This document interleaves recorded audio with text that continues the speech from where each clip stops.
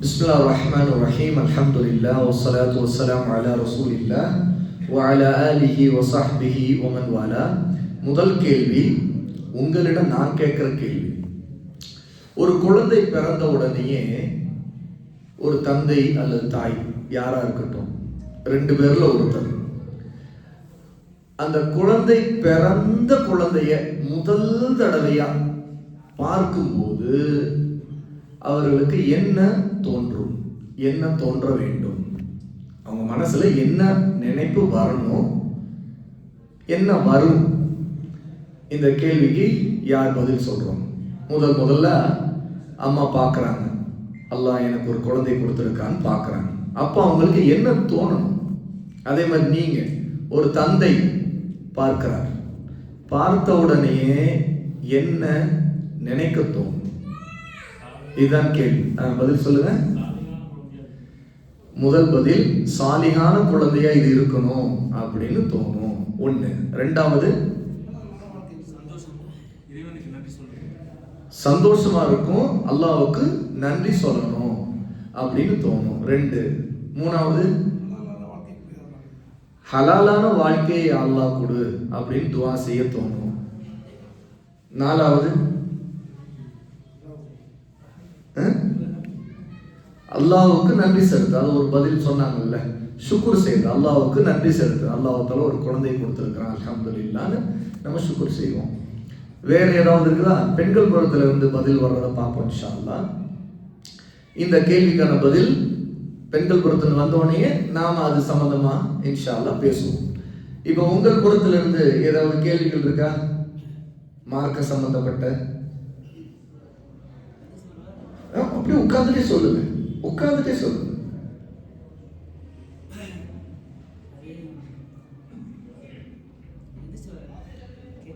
சரி, பக்கத்துல வந்துருங்க.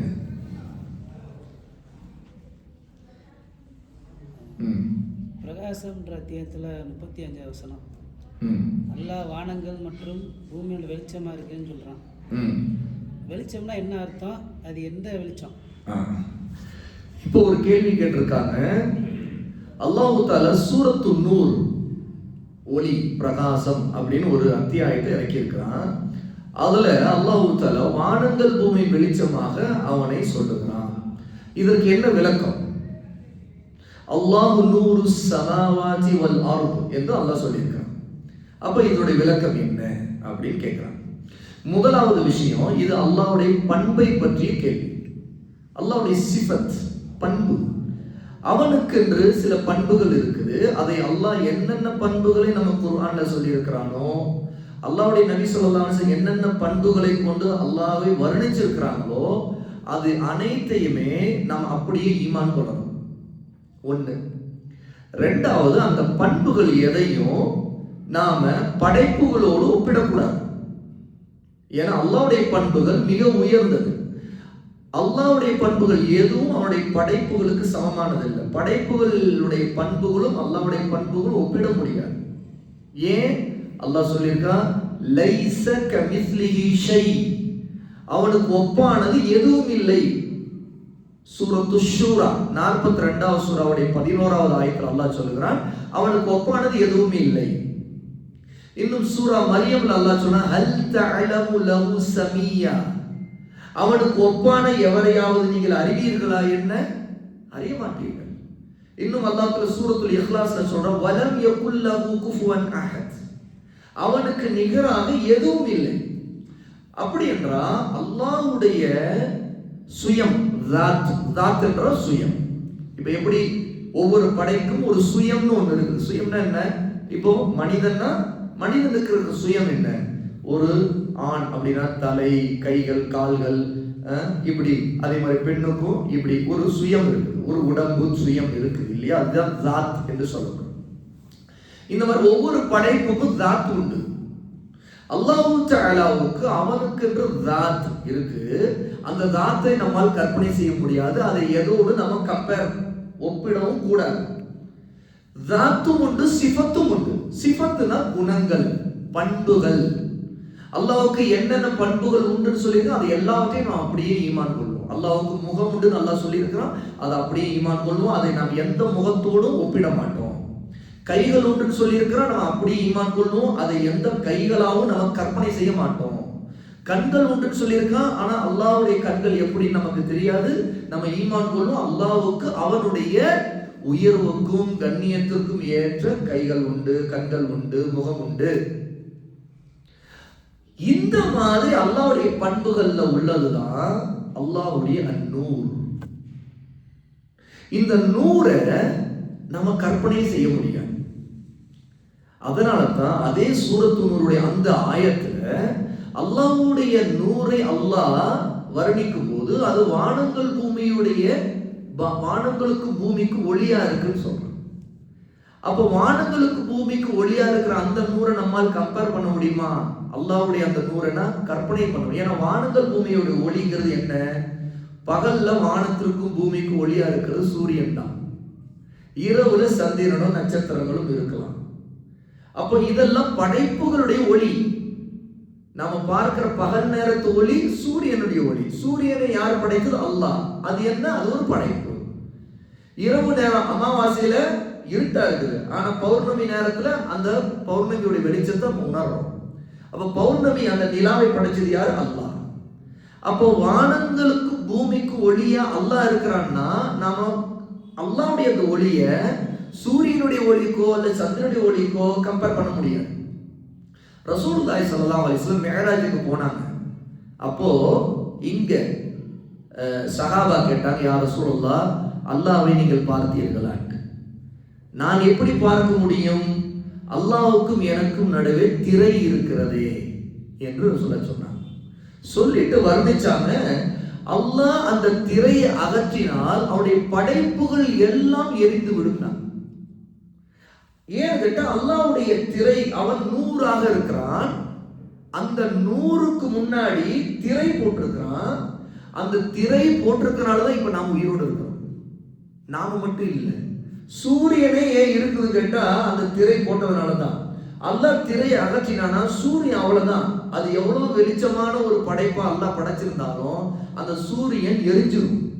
அது ஏற்கனவே எரிஞ்சிட்டு இருக்கிற ஒன்றுதான், அதன் மூலமா வெளிச்சம் கிடைச்சிட்டு இருக்குது. அல்லாஹ்வுடைய ஒளிக்கு முன்பு அந்த சூரியனும் எரிஞ்சிடும், நிலாவும் எரிஞ்சிடும், நட்சத்திரங்கள் எரிஞ்சிடும், எல்லா கேலக்சி, எல்லா கோள்களும், எல்லா படைப்புகளும் எரிஞ்சிருக்கிறாங்க சொல்றாங்க. அப்ப இதுல இருந்து என்ன தெரியுது? அல்லாஹ்வுடைய அந்த நூர், அவனுடைய சிஃபத், அந்த பண்பை நாம் எதற்குமே கம்பேர் பண்ண முடியாது. எல்லாமே இந்த வானம் பூமி எல்லாமே எரிஞ்சிடும். அந்த ஒளி பட்டதுனா எரிஞ்சிடும். இதை இன்னும் தெளிவா புரிஞ்சுக்கணும்னா குர்ஆன்ல அல்லாஹ் தஆலா ஒரு வரலாறை சொல்லியிருக்கிறான். அந்த வரலாறின் மூலமா தெரிஞ்சுக்கலாம். சூரத்துல் ஆராஃப் 7வது சூறாவுல மூசா அலைஹிஸ்ஸலாத்து வஸலாமுடைய சம்பவத்தை அல்லாஹ் சொல்லியிருக்கான். அல்லாஹ்வை பார்க்க வேண்டும் என்று மூசா ஆசைப்பட்டான்.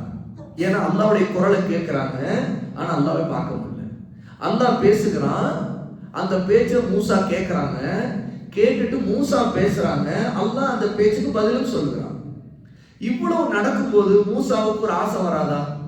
பார்க்காமலே பேசிட்டு இருக்கிறோம், பார்க்கணுமே ஆசை வராத? வந்துச்சு. அப்ப அல்லாஹ்விட கேட்டாங்க, யா அல்லாஹ், உன்னை நான் பார்க்கணும் அப்படின்ட்டு. அப்ப அல்லாஹ் சொன்னா, லன் தரானி, என்னை நீங்கள் பார்க்கவே முடியாது. இந்த பூமியில யாருமே பார்க்க முடியாது. அதனால ரசூலுல்லாஹ் பார்த்தது இல்லை. மேராஜுக்கு போனது ரசூலுல்லாஹ் அல்லாஹ்வை அவங்களுடைய புலக்கண், அதாவது நமக்கு எப்படி ஒவ்வொருத்தருக்கு கண்கள் இருக்குது, அந்த மாதிரி புலக்கண்களால அல்லாஹ் பார்க்கல. அல்லாஹ்வை ரசூலுல்லாஹ் பார்க்கல. ஏன்னா அந்த நூரை பார்க்க முடியாது நம்மால. இப்ப மூசா பார்க்க விரும்பினாங்க. அல்லாஹ் உங்களை பார்க்க முடியாதுன்னு சொல்லிட்டு சொன்னா, நீங்க பார்க்க விரும்புங்கன்னா அந்த எதிரில் இருக்கக்கூடிய அந்த மலையை பாருங்க, அதன் மீது என்னுடைய தஜல்லா, அதாவது ஒளியை நான் வீசுகிறேன் சொன்ன. அல்லாஹ்வுடைய நூரை அந்த மலையின் மீது அல்லாஹ் வீசினார். அந்த வீசிய அளவு ஒரு துளி. இப்னு கஸீர் ரஹிமஹுல்லாஹ் அந்த ஆயத்துடைய தஃப்சீர்ல குறிப்பிடுறாங்க, அல்லாஹ் அந்த ஒரு துளி, அவருடைய நூறிலிருந்து ஒரு துளியை தான் அந்த மலையின் மீது வெளிப்படுத்தினார். அது என்ன ஆனது? அந்த மலை வெடிச்சு சிதறி விட்டது. அதே நேரத்துல அந்த சத்தத்தை கேட்டு மூசா மயக்கமடைந்து விழுந்து மூசா தெளிவடைந்த பிறகு அல்லாஹ்விடம், சுப்ஹானல்லாஹ், அல்லாஹ்வே நீ பரிசுத்தமானவன், அப்படி எனக்கு தகுதி இல்லாத நான் கேட்டுட்டேன் அப்படின்னா. ஏன்னா நாம யாருக்குமே பார்க்கிற தகுதி இப்ப இல்லை. அல்லாவை பார்க்கிற தகுதி அவனுடைய நூறோடு அவனை பார்க்கக்கூடிய அந்த தகுதியை அல்லாஹ் சொர்க்கவாசிகளுக்கு மட்டும் வச்சிருக்கிறான். இன்ஷா அல்லாஹ் நம்ம சொர்க்கம் போகும்போது அவசியம் பார்ப்போம். அல்லாஹ் நாடி அளவுக்கு பார்ப்போம் அப்படிங்கிறது நம்முடைய அகீதா. அஹ்லுஸ் சுன்னாவுடைய அகீதா. சொர்க்கவாசிகள் அல்லாஹ் நாடி அளவிற்கு அவனை பார்ப்பார்கள். அவனை முழுசா பார்க்கறது அல்லாஹ் நாடி அளவுக்கு. அதையும் ரசூலா வர்ணிச்சாங்க. சொர்க்கத்துல எப்படி பார்ப்பாங்க அப்படிங்கும் போது ரசூலா சொன்னாங்க, இந்த உலகத்துல நீங்க பௌர்ணமி நிலவை பார்க்கிறதுக்கு ஒருத்தர் முண்டி அடிச்சு நெருக்கடியில பார்க்கிறீங்களா? என்ன யாரும் சொல்ல இல்லையே, எல்லாரும் ஈஸியா தான் பார்க்கிறோம். யாருமே பௌர்ணமி நிலவை பார்க்கறது கஷ்டமே இல்லை. இப்படி நீங்கள் அல்லாஹ்வை நாளை மறுமையில் பார்ப்பீர்கள். சொர்க்கத்துல எப்படி பார்க்கணும், அவ்வளவு கஷ்டமே இல்லாம பௌர்ணமி நிலவை இப்படி பார்த்தா எப்படி பழிச்சு பார்க்கிறோமோ அந்த மாதிரி பார்க்கிற ஒரு நிலை இருக்கும். அதாவது அதனுடைய அர்த்தம் பௌர்ணமியை போல அல்லாஹ் தெரிவான அர்த்தம் அல்ல.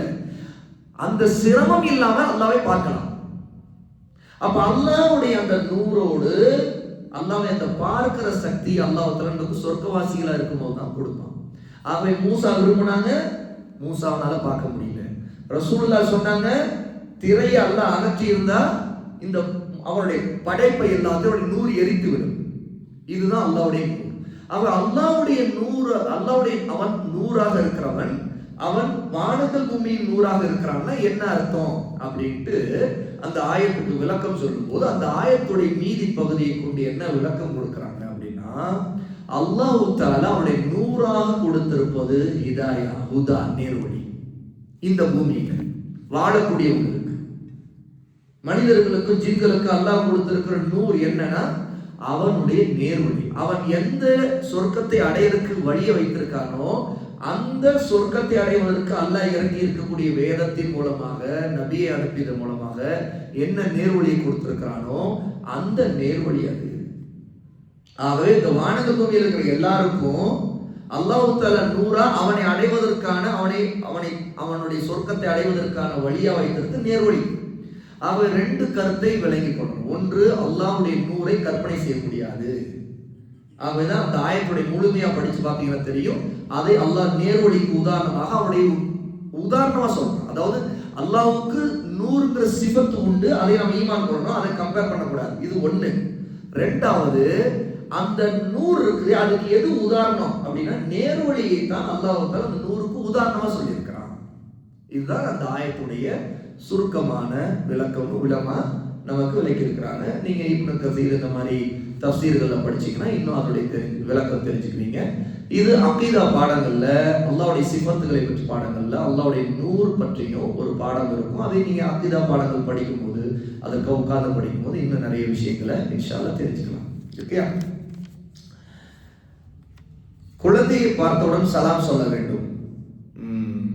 அதாவது அந்த முதல் கேள்வி கேட்டனே, பிறந்த குழந்தையை பார்த்தோடனே நாம் சலாம் சொல்ல வேண்டும் அப்படின்னு சொல்லியிருக்கிறாங்க. சலாம் சொல்லணும் ஒரு சுன்னா இல்லை, ஆனா நம்ம பார்த்தோன்னே சலாம் சொன்னாலும் தப்பு இல்லை, அது ஒரு சந்தோஷத்துல சொல்லுவோம். சரியா, அஸ்ஸலாமு அலைக்கும் அப்படின்னு சொல்லிட்டு சரியா. இப்போது ஒரு பதில் பெண்கள் பொறுத்தவரை வந்திருக்கு. வித்ரு தொழுகை குனூத் துஆவின் பொருள் என்ன? இது அல்லாஹும்ம ஹதினா ஃபீமன் ஹதைத் வ ஆஃபினா ஃபீமன் ஆஃபைத். அல்லாஹ்வே எங்களுக்கு நேர்வழியை காட்டுவாயாக, நீ எந்த நேர்வழியை காட்டுவாயோ அந்த நேர்வழியில் எங்களை வழி நடத்துவாயாக. வ ஆஃபினா ஃபீமன் ஆஃபைத், எங்களுக்கு உன் புறத்திலிருந்து ஆரோக்கியத்தை, ஆஃபியத்தை, எந்த ஆஃபியத்தை எங்களுக்கு நீ நாடுவாயோ அந்த ஆஃபியத்தை எங்களுக்கு கொடுப்பாயாக. வ தவல்லனா ஃபீமன் தவல்லைத், அல்லாஹ்வே உன்னுடைய புறத்திலிருந்து எங்களுக்கு சரியான பாதையை, நாங்கள் புறக்கணிக்காத எங்களுக்கு சரியான வழியை எங்களுக்கு காட்டுவாயாக. இப்படி சொல்லிட்டு துவாக்கள் அது முழுமையா நீங்க இன்னும் அதை படிச்சு தெரிஞ்சுக்கணும் இன்ஷா அல்லாஹ்.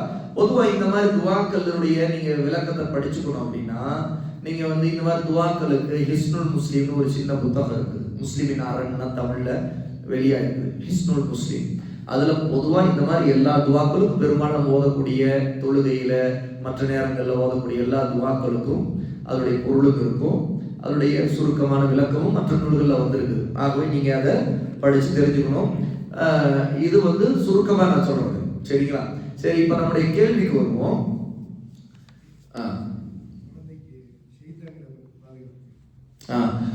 ஒரு குழந்தைக்காக சைத்தானை விட்டு பாதுகாப்பு தேடுவது எப்படி? குல் சூரா மிகச்சிறந்த பாதுகாப்பை தரக்கூடிய சூரா. 2 மிக முக்கியமான சூறாக்கள், அதாவது குல் அஊது பிரப்பில் ஃபலக், குல் அஊது பிரப்பின் நாஸ். இந்த 2 சூறாக்களையும் ரசூல் ஸல்லல்லாஹு அலைஹி வஸல்லம் அவங்க பேரன்கள் ஹசன் ஹுசைனுக்கு ஓதி ஊதுவாங்க. இது 2 பாதுகாப்புக்கு மிகச்சிறந்தது.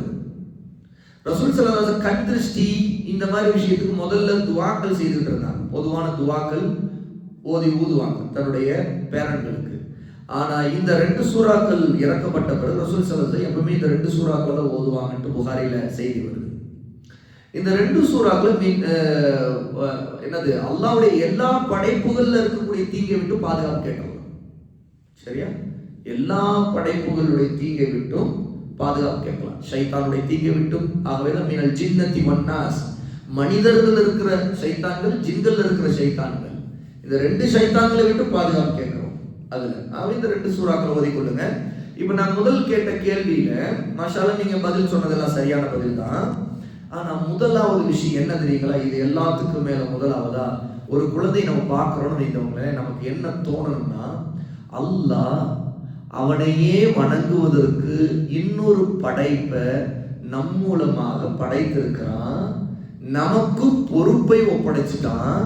இந்த படைப்பு, இந்த குழந்தையின் மீது எனக்கு பொறுப்பு இருக்கு. இந்த குழந்தை அல்லாஹ்வையே அல்லாஹ்வை வணங்க வேண்டும் என்பதற்காக அவன் படைத்திருக்கிற ஒரு படைப்புன்னு நினைக்கிறேன். ஏன்?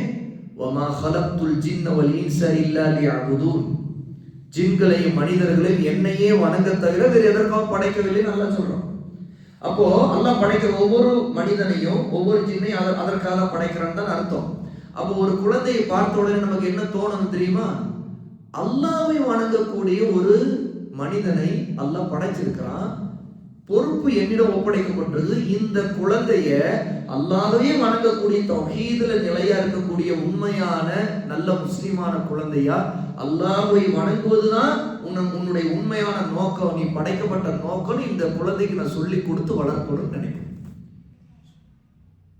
எப்ப தௌஹீதுடைய இந்த அறிவு, படைக்கப்பட்ட நோக்கம், நாம் எதற்காக இந்த உலகத்துல படைக்கப்பட்டிருக்கிறோம், எதற்காக உயிரோடு இருக்கோம், எதற்காக சாப்பிடுறோம், எதற்காக விழிக்கிறோம், ஒவ்வொரு நாள் காலையில விழிச்சு ஒவ்வொரு நாள் திரும்ப தூங்க போறோம், இந்த இடைப்பட்ட வாழ்க்கையெல்லாம் எதுக்காக, எதுக்கு ரூஹ் கொடுக்கப்பட்டிருக்கு அப்படின்னா இதுதான் நோக்கம், அவனையே வணங்குறதுக்காக. அப்போ ஒரு குழந்தை பிறந்த உடனே நம்ம என்ன தெரிஞ்சுக்கணும்னா, அல்லாஹ் இந்த பூமியில அவனை வணங்க ஒரு படைப்பை திரும்ப படைச்சிருக்கிறான். அந்த படைப்பை வணங்கும்படி வழிகாட்டுற பொறுப்பை யாருக்கு கொடுத்திருக்கிறான்? எனக்கு கொடுத்திருக்கான். முதல்ல ஒரு தாய் நினைக்கணும், ஒரு தந்தை நினைக்கணும். இது மட்டும்தான் நோக்கம், இதுதான் அடிப்படைய ஒரே நோக்கம், இது தவிர்த்து வேற நோக்கமே இல்லை அப்படின்னு நம்ம விளங்கினோம்னா அப்பதான் நமக்கு தௌஹீதுடைய நோக்கமே தெரியும். இந்த பூமியில் ஏன் வாழ்ந்துட்டு இருக்கிறோம் நோக்கம் தெரியும்.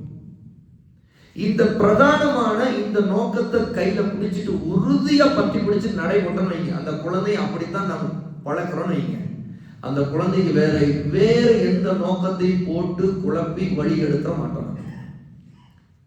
இந்த நோக்கத்துக்காக நம்ம எதை வேணாலும் சமரசம் பண்ணிக்கலாம். ஆனா இந்த நோக்கத்தை சமரசம் பண்ணிக்கிட்டு நம்ம வேறு எதுல நிலைச்சிருந்தாலும் அதுல முன்னேறினாலும் அது எல்லாமே பாத்தில், வழிகேடு, நிச்சயமா நரகத்துக்கு கொண்டு போய் தள்ளி. அப்படி நாம உண்மையிலே நம்முடைய பிள்ளைகளை, ஏன் நாமும் நம்முடைய பிள்ளைகளையும் நாம இந்த நோக்கம் தான், ஒரே நோக்கம் மட்டும்தான் அல்லாஹ் படைச்ச நோக்கம், வேறு எதுவும் இல்லை அப்படின்னு நம்ம தெளிவா நம்முடைய மண்டையில உரைக்கிற மாதிரி ஆணித்தரமா நம்முடைய உள்ளத்துல நிறுத்தி இருந்தோம் வைங்களேன், மற்ற எதுலையும் நம்ம தடுமாறவே மாட்டோம். இந்த உலகத்துல வரக்கூடிய எந்த பிரச்சனையா இருந்தாலும் நம்ம தடுமாற மாட்டோம். இந்த உலகத்துல நம்மை ஈர்த்து நமக்கு பேராசை ஊட்டி நம்மை கவர்ந்து நம்மை வழிகெடுக்கக்கூடிய எந்த ஒரு கவர்ச்சியிலையும் நம்ம மயங்க மாட்டோம்.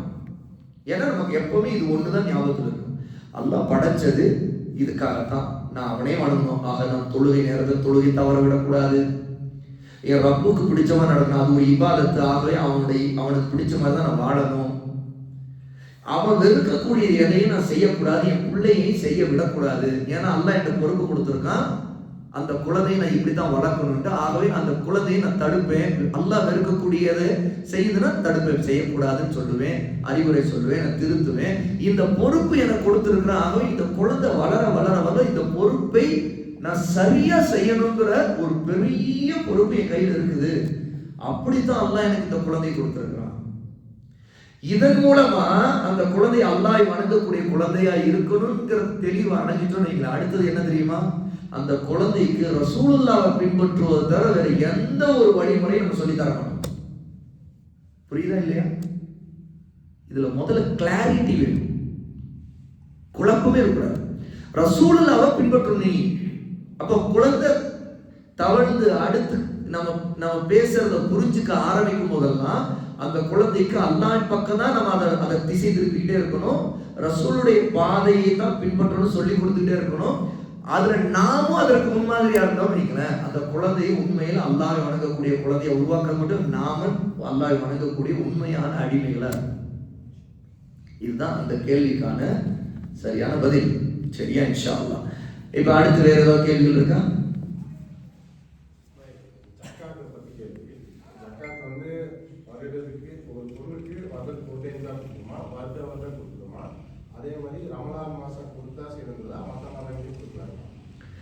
ஜக்காத் சம்பந்தமா 2 கேள்வி கேட்டிருக்காங்க. முதலாவது, ஒரு பொருளுக்கு ஜக்காத் கொடுக்கப்பட்டு விட்டது என்றால் வருடம் திரும்ப திரும்ப அதே பொருளுக்கு கொடுக்க வேண்டியது இருக்குமா, கொடுக்க வேண்டுமா? ஆமாம்.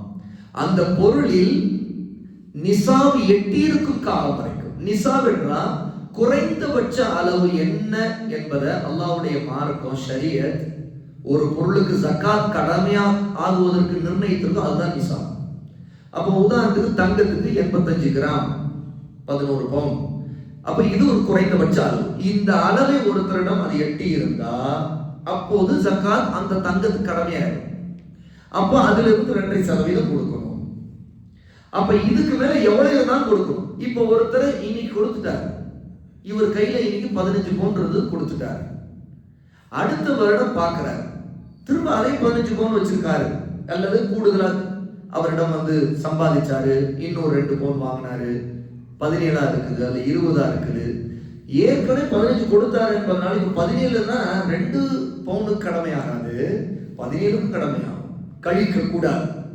ஏன்? வருடம் ஜக்காத் கொடுப்பது கடமை. கொடுக்கப்பட்டதா இருந்தாலும் ஒரு வருடம் பூர்த்தியாகிவிட்டால் அந்த பொருளுக்கு திரும்ப கடமையாகும். எப்படி ஒரு வக்துடைய தொழுகையை நம்ம முடிச்ச பிறகு திரும்ப அதே வக்தை நம்ம அடைஞ்சிருந்து அந்த வக்தை தொடரும் கடமையா இருக்குது. அது போல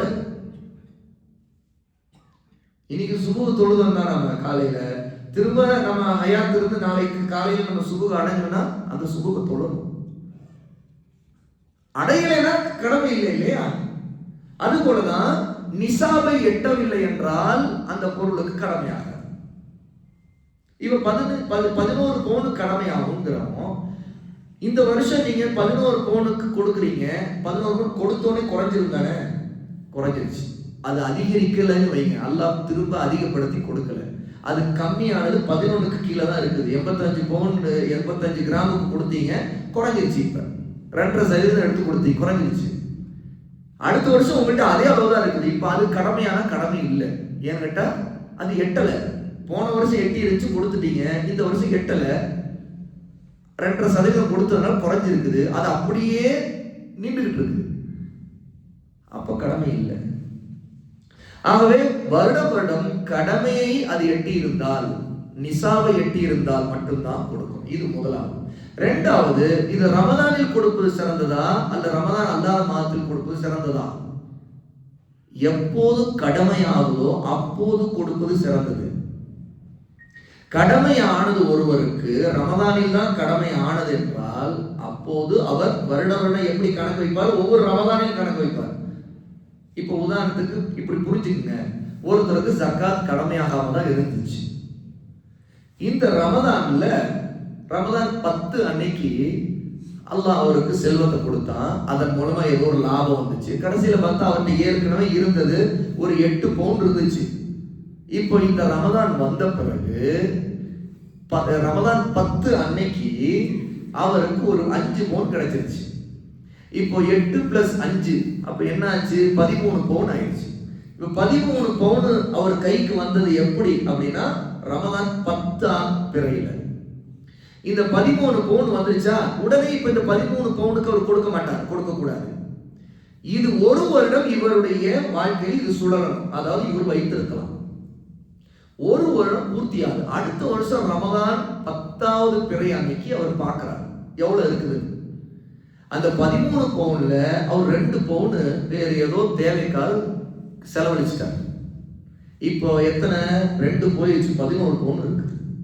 இப்போ இந்த 11 பவுன் அடுத்த வருஷம் ரமதான் 10 அன்னைக்கு 11 பவுன் இருக்குது இல்லையா, கடமையாயிடுச்சு. இப்போ அதற்குரியதை கொடுத்தோம். இப்போ முதல்ல கடமையானது எப்போ, ரமதான் 10 அன்னைக்கு தானே கொடுக்க ஆரம்பித்தது. அப்போ அதில் இருந்து அவர் வருஷம் ரமதான் 10 அன்னைக்கே கணக்கு பார்க்கணும். இப்ப அடுத்த 3வது இன்னொரு அடுத்த வருஷம் போன அது அடுத்த வருஷம்னா நான் சொன்ன ஒரு கணக்குப்படி முதல் தடவை கொடுத்த 11 பவுன் கொடுத்தாரு. அடுத்த ரமதான் 10 அன்னைக்கு பார்க்கிறார். அப்போ இப்படி புரிஞ்சுங்க, உங்களுக்கு கன்ஃபியூஷன் வரக்கூடாதுன்னு கொஞ்சம் பிரிச்சு புரியுற மாதிரி சொல்றேன். ஏன்னா ஒரு வருஷம் எப்ப பூர்த்தியா எப்ப கொடுக்கறதுங்கிற ஒரு சில கணக்குல சிலர் என்ன தவறா விளைக்கிறாங்கன்னா, இப்போ கையில நம்ம புதுசா வாங்குறது ஒவ்வொரு தடவை ஒவ்வொரு வருஷம் பூர்த்தி ஆகணும்னு நினைக்கிறாங்க. அப்படி அல்ல. எப்படி 11 பவுன் கொடுத்துட்டாரா, அடுத்த வருஷம் ரமதான்ல அவர் பார்க்கும்போது அந்த 10ஆம் தேதி பார்க்கும்போது 11 பவுன் கையில போன வருஷம் கொடுத்ததும் இருக்கு. அதுக்கு முன்னாடி ரமதான் 1ல அவர் ஒரு 5 பவுன் வாங்கினாருன்னு வச்சுக்கோங்க. இந்த 5 பவுன் வந்து ரமதான் 1க்கு வாங்கினாரு. ஏற்கனவே போன வருஷம் அவர் ரமதான் 10ல 11 பவுன் கொடுத்தாரு. இப்ப திரும்ப ரமதான் 10 வரும்போது அந்த 11 பவுனும் இருக்குது, கூடுதலா ஒரு 5 பவுன் வாங்கியிருக்காரு. ஆனா அது வாங்கினது ரமதான் 1ல தான் வாங்கியிருக்காரு. அப்ப நடுவில் ஒரு 9 நாள் தான் கேப். சரி, இப்போ அவர் இப்படி நினைக்க கூடாது. இப்போ வாங்கியிருந்தது 5 பவுன் தான், முதல்ல இந்த 5 பவுன் கடமையே ஆகாது. ஏன்னா நிசாப் ஏற்றுறது 11 பவுன் 85 கிராம் வந்து குறைந்தபட்ச அளவு இல்லையா. அவன் இந்த 5 பவுன் 1ஆம் தேதி இப்போ வாங்கியிருக்கிறேன்ல, இந்த 5க்கு வந்து நான் அடுத்த வருஷம் ரமதான் 1ல நான் பார்க்கணும்னு நினைக்க கூடாது. புரியுதா இல்லையா? ஏன் அப்படின்னு கேட்டா, ஏற்கனவே ஒரு கடமையானது போன வருஷம் கொடுத்த 11 பவுனுக்கு அந்த 11 பவுனோடு சேர்த்து இந்த 5 1ஆம் தேதி வாங்கினார் இல்லையா, அந்த 5ஐயும் இந்த 11 16 பவுனுக்கு ரமதான் 10 அன்னைக்கு 16 பவுன் கணக்கிட்டு அவர் கொடுக்கணும். புரிஞ்சுச்சா? இப்படித்தான் உதாரணம். ஏன் கேட்டா, ஒரு தடவை கடமையாகிவிட்டால் அது குறைகிற காலம், அந்த நிசாபு கீழே குறைகிற காலம் வரைக்கும் அந்த ஒரு வருட கணக்கு சுத்திக்கிட்டே இருக்கும். நடுவில் நீங்க ஒரு நாளைக்கு முன்னாடி நீங்க 100 பவுன் வாங்கியிருந்தாலும் சரி, அந்த 100ஐயும் 9ஆம் ரமதான்ல வாங்கியிருந்தார் 100 பவுன். போன வருஷம் அவர் வந்து கொடுத்தது 11 பவுன் கொடுத்தாரு. இப்ப 111 பவுனுக்கு ஒரு நாளைக்கு முன்னாடி வாங்கியிருந்தாலும் 10வது நாள் அன்னைக்கு அவர் ஜக்காத் கணக்கிடும் போது 111 பவுனுக்கு ஜக்காத் 2.5% எடுத்து வைக்கணும். இதெல்லாம் நான் உங்களுக்கு சொன்ன உதாரணம் ரமதானை மட்டும் வைத்து சொன்னேன். ஆனால் ரமதானில் மட்டும்தான் ஒருத்தருக்கு செல்வம் வரும், கடமையாகுமா, ஏதோ உத்தரவாதம் இருக்குதா? இல்லை. எந்த மாசமும் ஒருத்தருக்கு கடமையா இருக்கலாம். ஆகவேதான் கணக்கு பார்க்கும்போது முதலா நீங்க எப்போ உங்களுக்கு ஜக்காத் கடமையானது அந்த டேட் எடுக்கணும். அதுல இருந்து ஒவ்வொரு வருஷத்தையும் ஹிஜ்ரி கணக்குப்படி கணக்கு வைக்கணும். ஒவ்வொரு வருஷமாக கணக்கு வைக்கணும். நீங்க 10 வருஷத்துக்கு முன்னாடி முதல்ல கடமையானது உங்களுக்கு முஹர்ரம்ல தான் கடமையாச்சுன்னு வச்சுக்கோங்க. முஹர்ரம் 2ஆம் பிறை அன்னைக்கு கடமையாச்சு. அன்னைக்கு தான் நீங்க முதல் தடவை, ஏன்னா நம்மிடம் இருக்கிற செல்வத்தை கணக்கு பார்க்க முடியும்ல. அப்போ வந்து நகை எவ்வளவு வந்துச்சு, எவ்வளவு பணம் இருக்குது எல்லாம் பார்க்குறீங்க. அப்போ முஹர்ரம் 2 அன்னைக்கு தான் நீங்க முதல் தடவை கடமை ஆச்சு அப்படின்னா, அப்புறம் நீங்க வருஷம் கணக்கு பார்க்கறது எல்லாமே முஹர்ரம் 2க்கு அன்னைக்கு ஜக்காத்துடைய இது எடுக்கணும். நீங்க பிரிச்சோம். அப்ப இது வந்து ரமதான் இல்லதான், முஹர்ரம் தான். ஏன் இன்னைக்கு பலர் ரமதான் தான் செய்யறாங்கன்னா, அது ஒரு தவறான புரிதல். ரமதான்ல செய்தா நமக்கு நன்மை கூட கிடைக்குங்கிற எண்ணத்துலதான் என்ன செய்யறாங்க, தர்மத்தை ஜக்காத்தையும் அப்படி நினைக்கிறாங்க. ஜக்காத்துக்கு அந்த கணக்கே இல்லை. சதக்காவுக்கு தான் நீங்க ரமதான்ல அதிகமா செய்யலாம். ஆனால் ஜக்காத்தை எந்த மாதத்தில் கடமையானதோ முதல் தடவை அதிலிருந்து வருட வருடம் சுழற்சி முறையில கணக்கிட்டுக்கிட்டே வரணும். அந்த மாதத்தில் நீங்க எந்த மாதமோ அந்த தேதி கணக்குப்படி ஒரு வருஷத்துக்கு பூர்த்தி செய்து நீங்க கணக்கு பார்த்து ஜக்காத்தை எடுத்துடணும். எடுத்துட்டு நீங்க வருஷத்துல எந்த மாசமா இருந்தாலும் சீக்கிரம் அதை கொடுக்க தகுதி உள்ளவங்க தேடி கொடுத்துடணும். உதாரணத்துக்கு ஒருத்தருக்கு ரஜப்ல கடமையாச்சு, 2 மாசத்துக்கு முன்னாடி கடமையாச்சு, ரமதானுக்கு 1.5 மாசம் 2 மாசத்துக்கு முன்னாடி. அப்போ ரஜப்ல கடமையாயிட்டு அவரு ரஜபு 10ஆம் பிறை அன்னைக்கு அவருக்கு அன்னைக்குள்ள ஜக்காத்தை எடுத்துட்டாரு. இது கொடுக்கணும், இன்னைக்கு நம்ம கொடுத்தாங்கன்னு 1 வருஷம் பூர்த்தி ஆயிடுச்சு அப்படின்னு. ஆனா அதை கொடுக்காமலே வச்சுட்டு இருக்க கூடாது. நிறைய பேர் என்ன செய்வாங்க, ரஜப்ல கடமையான ரமதான்ல கொடுக்கலாம்னு தள்ளி போடுவாங்க. அது தப்பு. கஷ்டப்படுற மிஸ்கீன ஃபகீரும் இருக்கிறாங்க, ஏழை இருக்கிறாங்க, அதாவது கடனாளிகள் இருக்காங்க, பல தரப்பட்டவங்க இருக்கிறாங்களே, அவங்க ரமதான் வரைக்கும் வெயிட் பண்ணணும் உங்கள்கிட்ட வாங்குறதுக்கு நீங்க ஏற்படுத்துறது தப்பு. ஏன்னா அவனுக்கு தேவை, அவனுக்கு அப்ப கிடைச்சாதான் அவன் அது வரைக்கும் வெயிட் பண்ணிட்டு இருக்க வேண்டியது. அப்படி வைக்க கூடாது. அது வரைக்கும் வெயிட் பண்றது வரைக்கும் நீ ஒருத்தருடைய ஹக்கை நீங்க தடுத்து வச்சிருக்கீங்கன்னு அர்த்தம். கொடுக்க மாட்டேன், நான் ரமதான் முந்தான் தருவேன் அப்படின்னு. அது வரைக்கும் பாவத்தில் இருக்கிறோன்னு அர்த்தம். அல்லா பண்ணிக்கணும். அறியாம நிறைய பேருக்கு தெரியறதில்லை. அது வரைக்கும் நாம் இன்னொருத்தருடைய ஹக்கை, நம்முடைய செல்வத்தில் அல்லாஹ் நிர்ணயித்து பங்கு பிரித்த ஹக்கை தராமல் தள்ளி வைத்து நிறுத்தி வைத்திருக்கிறோம் அர்த்தம். இது எப்படிப்பட்ட பாவம் தெரியுமா? ஒருத்தர் உழைச்சவர் இருக்கிறாரு, அவருக்கு கொடுக்க வேண்டிய கூலிய நான் இப்ப கொடுக்க மாட்டேன், நான் நினைக்கிறப்பதான் கொடுப்பேன். ஏங்க நான் உழைச்ச கூலி இல்ல, நீங்க ரமதான் வா அப்படின்னு சொன்னா எப்படி இருக்கும்? அதை விட ஒரு மோசமான ஒரு பெரிய தப்பு தான் ஜக்காத்தை தராம நிறுத்தி வைக்கிறது. ரமதான்ல தான் கொடுப்பேன்னு சொல்லி. ஏன்னா உழைத்தவருக்குரிய கூலிங்கிறது அவர் உழைப்புக்கு அவர் உங்கள்கிட்ட பிடுங்குவா செய்துருவார். சண்டை போட்டால் வாங்கிடுவார் இல்லையா? விடுவார் அவரு. நான் உழைச்சேன், எனக்குள்ள கூலி கொடுக்காம என்ன நீ ரமதான்ல தரேன்னு சொல்ற அப்படின்னு சொல்லி விட மாட்டார். அவர் சண்டை போடுவார். ஆனா சண்டை போட முடியாத அளவுக்கு பலவீனமா இருக்கிறவங்க தானே மிஸ்கினும் பக்கீரும். ஏன்னா அவங்க தர்மம் வாங்குறாங்கன்னு தானே நினைக்கிறாங்க. இது தர்மம் தான். ஆனா ஜக்காத்துக்கு நம்மை சுத்தப்படுத்துறதுக்கு நாம எவ்வளவு தூரம் அதை தள்ளி போட்டு தடுத்து வைக்கணும், அந்த அளவுக்கு நம்முடைய செல்வத்துல அசுத்தம் கலந்துருக்குன்னு அர்த்தம். அப்ப தேவை உள்ளவனுக்கு தராமல் இருப்பது, தள்ளி போடுவது, ரமதான்ல ஒருவர் கடமையாக ஒரு கொடுக்கிற நன்மை இருக்குதுல்ல, அந்த நன்மையை விட சிறந்து எது தெரியுமா? தேவை உள்ள அந்த கடமை, பரலான கடமை உடனே நிறைவேற்றுவது. அதுதான் சிறந்தது. ஏன்னா மௌத்தானம்னா என்ன ஆகும்? நான் ரமதான்ல கொடுக்கலான்னு தள்ளி கொடுத்து ஒருத்தர் 3 மாசம் வச்சுக்கிட்டு இருக்காரு, நடுவில் 2 மாசத்துல மௌத்தா போயிட்டாரு, அவரு ஷாபான்ல மௌத்தா போயிட்டாரு. அவர் எவ்வளவு கொடுக்கணுங்கிறது கூட அவங்க வீட்டுக்கும் தெரியாது, அவரு தான் கணக்கு தெரியும். இப்ப நாளைக்கு இவர் என்ன போய் பதில் சொல்லுவார் அல்லாஹ்ட்ட? சுப்ஹானல்லாஹ், எவ்வளவு பெரிய சோதனை பாருங்க. அல்லாஹ் என்ன கேட்பான்? உனக்கு கடமையானது எப்போ? ரஜப்ல கடமையாச்சு, நீ ஏன் தள்ளி கொடுக்காம வச்சிருந்த? அது வரைக்கும் நீ மற்றவருடைய ஹக்கை நீ தடுத்து வச்சிருந்தேன்னு நல்லா பிடிக்கணுமே. அப்ப எவ்வளவு அபாயம் பார்த்தீங்களா? ஆகவேதான் ஒரு ஹதீஸ் சொல்ற, ரசூல் ஸல்லல்லாஹு அலைஹி வஸல்லம் ஒரு தடவை தொழுகைக்காக நின்று இமாமத்தை முடிக்கிறாங்க. முடிச்சோடனே சட்டு வேகமா எழுந்து ஓடுறாங்க. எங்க வீட்டுக்கு ஓடுறாங்க. முடிச்சோடனே ஓடுறாங்க. சஹாபாக்கள் என்ன ரசூலை ஏன் இப்படி? ரசூலுடைய வழக்கம் என்ன? தொழுது முடிச்சோடனே உட்கார்ந்து திக்ருகள், அதுக்கு அருளையோட லிஸ்ட் இருக்காங்க, அதை ஓதுவாங்க. அல்லாஹும்ம அன்த ஸலாம் மின்க ஸலாம் எல்லாம் உட்கார்ந்து அமைதியா ஓதிட்டு திக்ருகள் முடிக்காம ரசூலை எட மாட்டாங்க. இதுதான் ரசூலுடைய வழக்கம். ஆனா அன்னைக்கு இமாமத்தை முடிச்ச சலாம் கொடுத்தோடனே கிளம்பி போனாங்க. போயிட்டு கொஞ்ச நேரத்தில் உடனே வந்தாங்க. அப்ப சஹாபாக்கள் ஏன் ரசூலா போனாங்கன்னு ரசூலுடைய முகத்தை பார்க்க ரசூலா சொன்னாங்க, என்னிடம் தர்மம் உடைய காசுகள் கொஞ்சம் இருந்தது, அதை நான் மறக்கடிக்கப்பட்டு விட்டேன், உரியவர்களுக்கு கொடுக்க வேண்டும் என்பதை. ஆகவே அந்த மறதியில் நான் இருந்து விட்டேன். எனக்கு தொழுகையில் எனக்கு ஞாபகம் வச்சு, தொழுகை முடிச்சோடனே ரசூலுல்லாஹ் தான் ஞாபகம் வச்சு, ஞாபகம் வந்த உடனே ஓடிட்டான். போய் உடனே இன்னாருக்கு நீங்கள் அது உடனே கொடுத்து விடுங்கன்னு சொல்லி என் குடும்பத்தாருக்கு சொல்லிட்டு வந்தேன், பொண்டாட்டிகளுக்கு சொல்லிட்டு வந்தேன். அது முதல் டிஸ்பேச் பண்ணிடுங்க, எல்லாத்தையும் எடுத்து உரியவங்களுக்கு கொடுத்துருங்க அப்படின்னு சொல்லிட்டு வந்தேன் அப்படின்னு சொல்லி உடனே அவர் வந்து திரும்ப உட்காந்துட்டாங்க. இது எதை காட்டுது?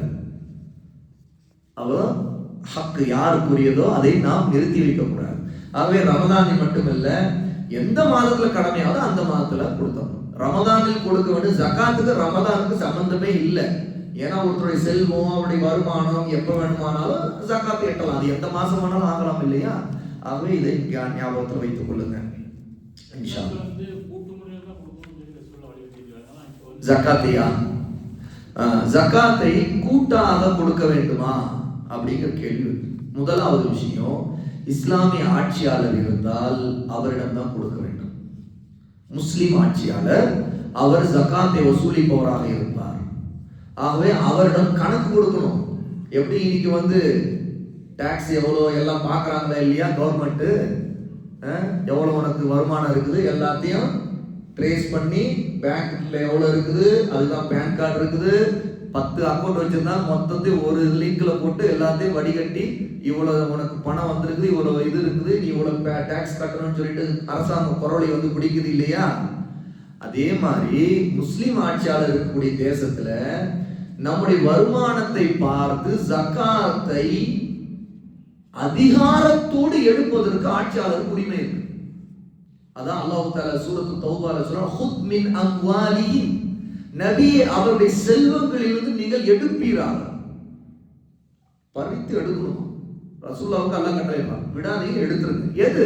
ஜகாத். சதக்கா இல்லை. ஜகாத்தை ஆட்சியாளர் அதிகாரத்தோடு எடுப்பார்.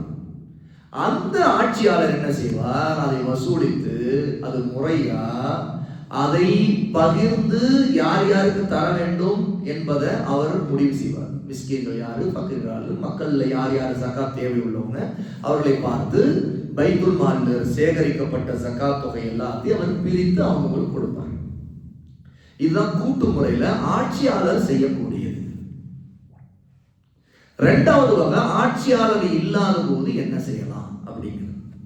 இதுல சிறந்தது ஜகாத் தேவை உள்ளவர்களை அவரவர் தேடி அவங்களுக்கு கொடுக்கணும்.